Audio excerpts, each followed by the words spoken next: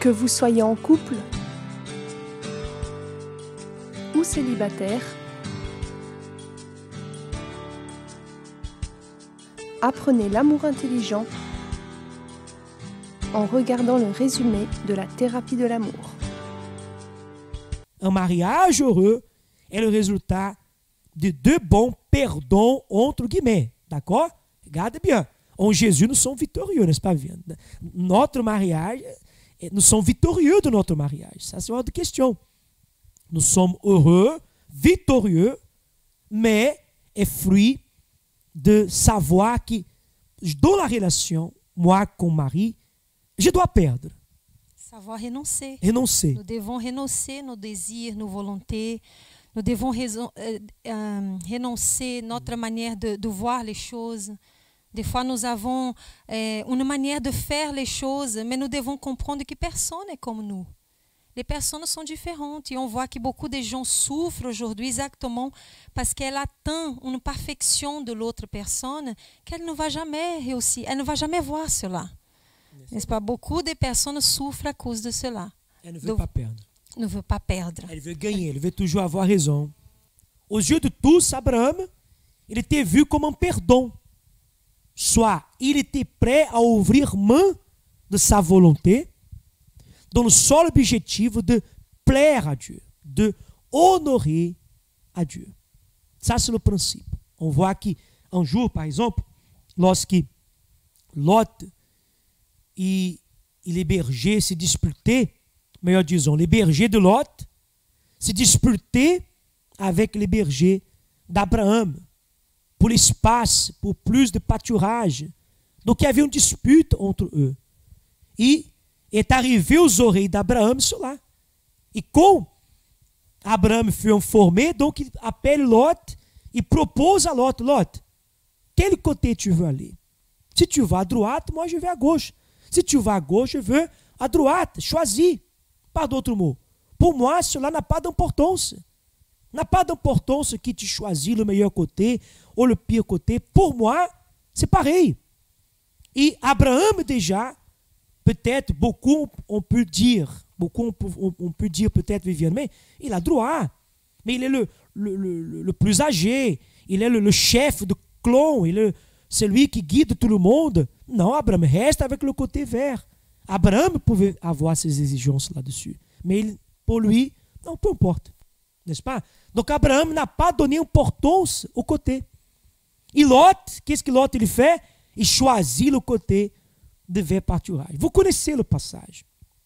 Vous connaissez que Lot a choisi le côté de la vallée de Jourdain, un côté où il y avait tout pour ses brebis. Et Abraham, non, pour moi, cela n'est pas important de quel côté dois-je aller. Donc observe déjà que là-dessus, il a fait un choix. Plus tard, Lot, avec sa décision d'aller vers Sodome et Gomorrhe, plus tard, Lot, il y a eu une guerre entre les rois et Lot fut amené captif. Lot a été fait prisonnier. Et Abraham, qu'est-ce qu'il a fait? Regarde attentivement parce qu'on apprend beaucoup là-dessus. On apprend beaucoup là-dessus parce qu'Abraham, sans se questionner, des années plus tard, la décision erronée de Lot, sans se questionner là-dessus, Abraham, sans hésiter, sachant que son neveu était prisonnier, il va là-bas avec 318 hommes et libère Lot. Donc déjà, ça est important parce qu'on voit qu'Abraham, il pouvait garder une certaine rancune contre Lot. Il pouvait dire, voilà, maintenant tu as choisi, maintenant à toi de te débrouiller avec ton choix. Quand nous confions en Dieu, c'est ce qu'on voit en Abraham. Il a confié en Dieu, il savait que des choses beaucoup plus grandes, c'était important. C'est pour ça qu'il ne donnait pas d'importance à ces choses. Il ne donnait pas d'importance parce que sa tête était dans les choses qui vraiment étaient importantes, des choses qui valaient la peine. Donc, des fois, nous sommes emprisonnés des petits détails, des petites choses. Nous voulons poser beaucoup de choses et on perd. Dis ainsi le verset 23. Je ne prendrai rien de tout ce qui est à toi, pas même un fil, ni un cordon de soulier, afin que tu ne dises pas, j'ai enrichi Abraham. rien pour moi. Abraham dit, rien pour moi. Soit, il a ouvert main de la richesse. Abraham n'a pas voulu la richesse. Bien sûr, avant, il a dit, non, d'abord, voici la dîme pour Dieu.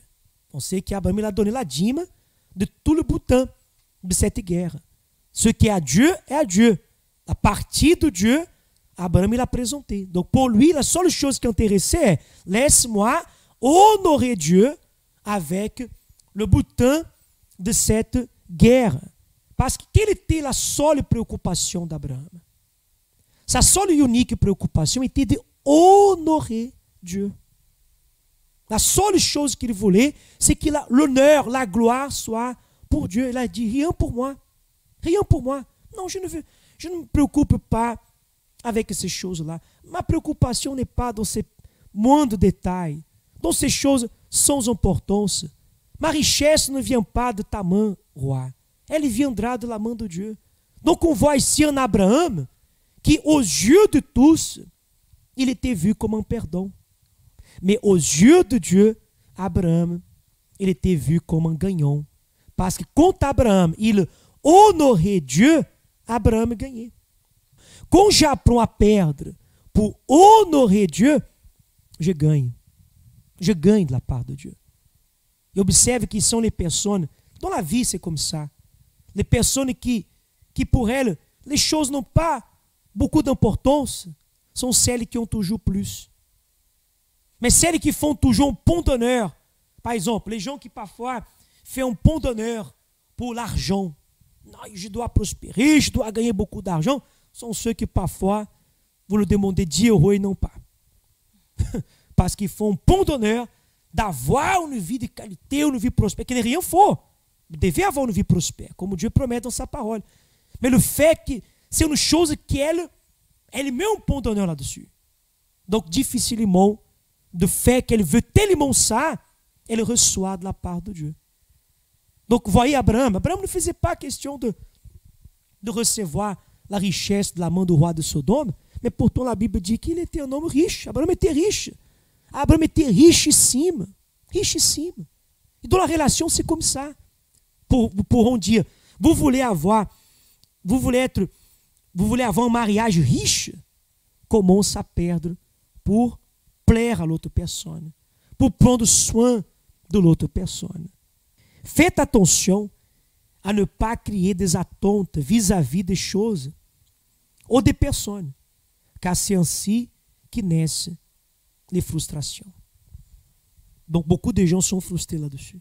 Frustré parce qu'elle attend quelque chose et comme on a dit tout à l'heure, nous ne sommes pas parfaits. Nous ne sommes pas parfaits. Donc si on veut atteindre, si on veut chercher la perfection quelqu'un sous l'apparence, ou sous une manière d'être, une manière de parler, d'agir, tout, on va pas réussir. On ne va pas réussir. Et c'est de là que vient la frustration. Beaucoup de personnes, même ont déjà eu un mariage, aujourd'hui elles mettent une croix dessus. Je ne veux plus me marier. Parce qu'elle a attendu beaucoup de la personne. Elle attend, non, je ne veux jamais trouver quelqu'un parce qu'il n'y a pas une personne qui correspond à ce que je veux. Si elle ne veut pas être frustrée, le secret c'est dans tout ce qu'elle fait, qu'elle fasse pour honorer Dieu.